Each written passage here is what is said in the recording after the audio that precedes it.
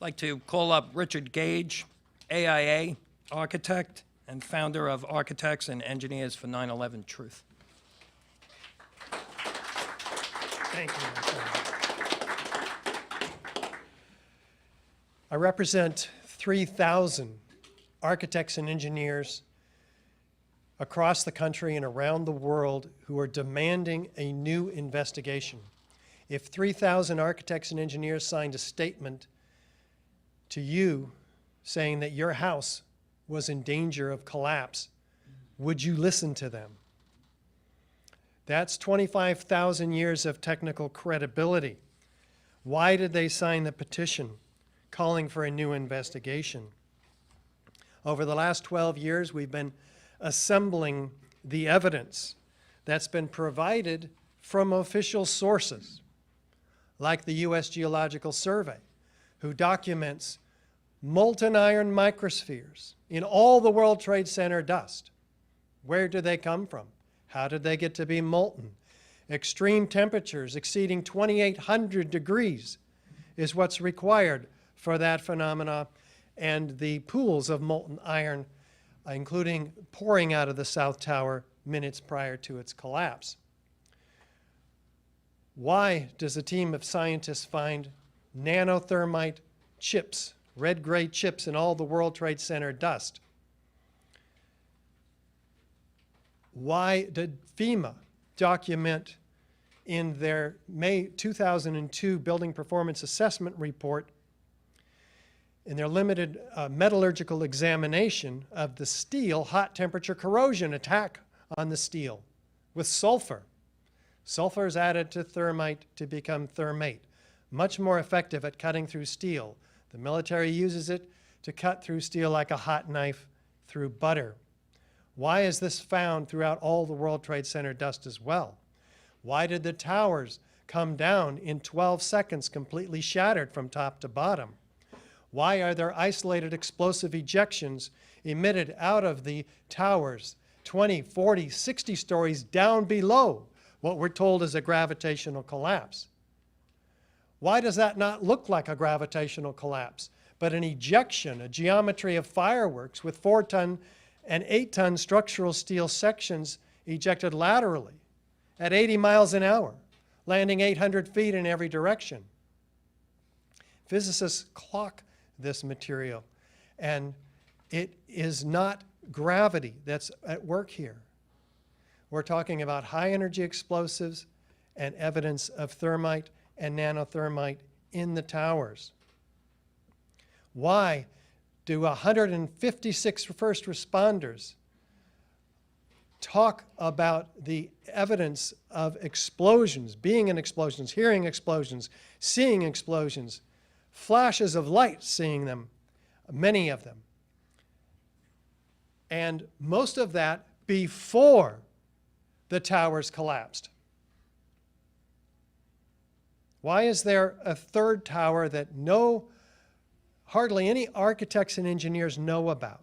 I'm talking about the third worst structural failure in modern history. World Trade Center Building 7, part of the World Trade Center complex, wasn't hit by an airplane. After witnesses hear explosions, this building drops like a rock, straight down, uniformly, symmetrically, into its own footprint in under 7 seconds, in the exact manner of a classic controlled demolition.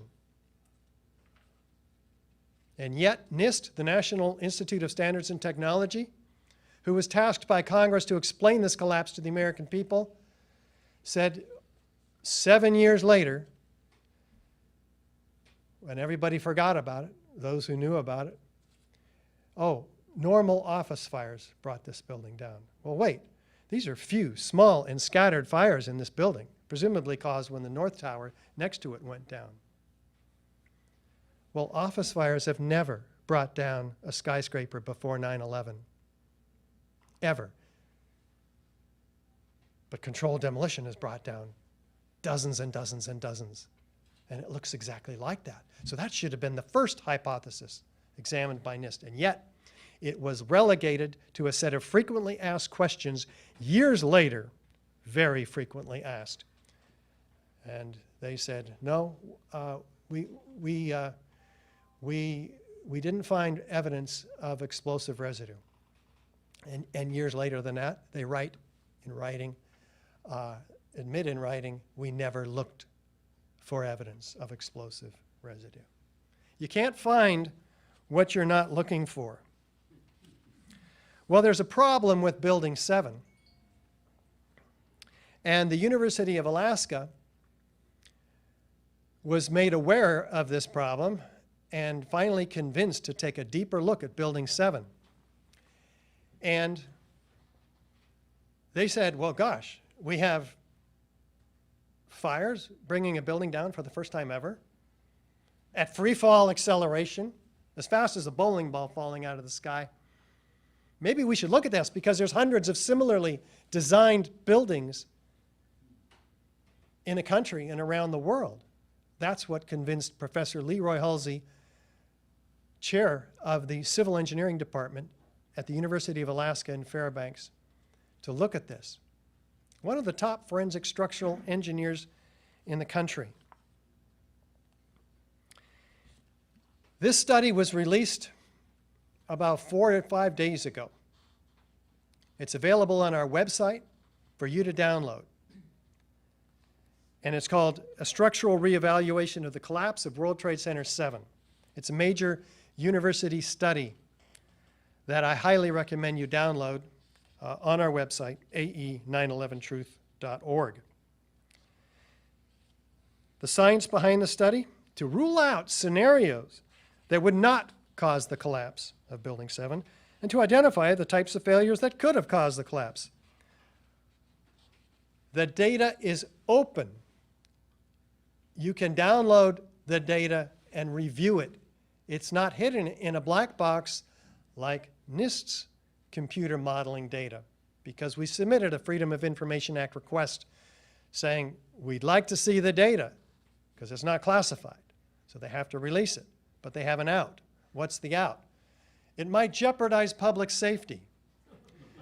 How could it jeopardize public safety to withhold this data from the architects and engineers who are responsible with ensuring the public safety? So, this study is open to peer review, unlike the NIST report. So they simulated the local structural responses to fire loading on floor 13, because that's where NIST focused its initiation of collapse theory for Building 7. They examined NIST's collapse initiation hypothesis, and they simulated numerous failure scenarios that would lead to the collapse of Building 7.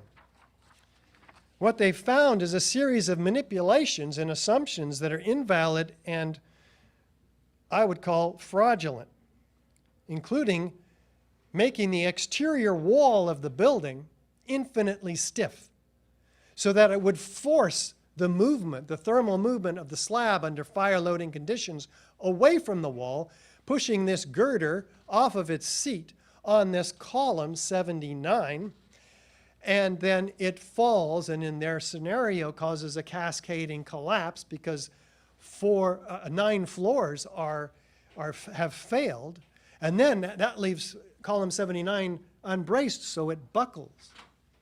And that causes the complete failure all the way up to the east penthouse in less than 10 seconds. And then in another 10 seconds, this failure works its way across this football field-sized building.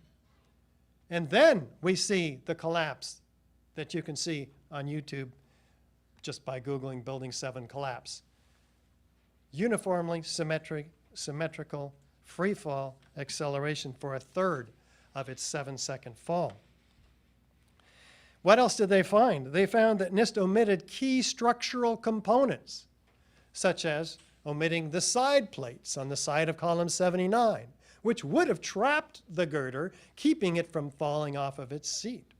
They omitted the stiffeners that would have stiffened the flanges under that girder, keeping them from folding up, because NIST says it only had to be pushed halfway off of its seat, and then the flange folded. So they conveniently omitted those stiffeners. So that flange could fold. So that girder could fall. But they also found that even if that girder fell, it only had a third of the weight and the impact load on the floor below, which would be required to break the girder below it, because there's 3 massive girders down there. They omitted the shear studs on the top of this girder, which would kept it from ever moving off of its seat. All this is in the shop drawings. So it's very obvious, beyond misinformation here, beyond this is deliberate. Now, the study doesn't make those points. He's very conservative, Professor Halsey. He, as a PhD, and his team of PhD researchers have concluded, based on their computer modeling, because they said, okay, NIST's assumptions are, most of them, invalid. Wow. Well, let's use them anyway and see what happens in our computer model, which, by the way, is generations ahead of what NIST used in their computer model 15 years ago. So they found that using those assumptions, there's no failure. There's no local failure, even using the missing components and the exterior wall infinitely stiff. They found that they had to take out 8 columns in that area in order for the building to fail. And then it tips. It doesn't come down uniformly. What do they have to do? Now we're at year 3.5 of this $300,000 study to get this building to collapse the way the video shows it. They had to remove not 8, not 10, not 100, but 650 columns over 8 floors within a second or so of each other. By God, then the building drops like a rock straight down uniformly, symmetrically, just like the videos show. So the conclusion is, this is not a progressive collapse. They failed. NIST. It's a global collapse initiated by the simultaneous failure of hundreds of columns all at once, virtually. This study pulls the rug out from the NIST study of the most important collapse in United States history, outside perhaps the Twin Towers. And it needs to be delivered to every university across the country and around the world, especially given how many similarly built buildings there are out there that are subject to free fall collapse after a few hours of randomly scattered fires. That's why we're here today. That's what we've introduced into the legal system, thanks to the Lawyers Committee for 9/11 Inquiry, who's taken our evidence and this study to the next level. Thank you.